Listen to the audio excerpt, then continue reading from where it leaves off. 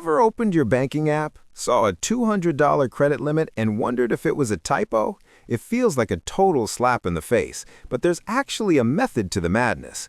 Banks usually set this starter limit for three main reasons. You have a thin credit file with no history, you have opened a secured card tied to a deposit, or your debt-to-income ratio is currently too high.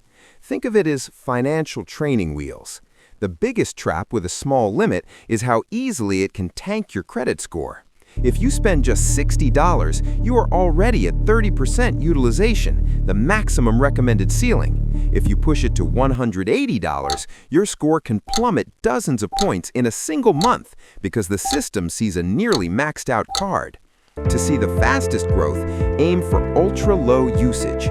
Use the card only for a single tank of gas or one small streaming subscription each month and set it to auto-pay. Want to bump that number up?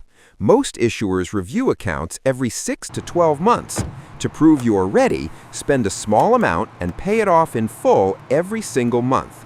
Some people find success by making 2 payments a month to ensure the balance never looks high when the bank reports it. Just avoid credit limit cycling, spending and paying off the limit multiple times a month, as this can look like high-risk behavior to the bank.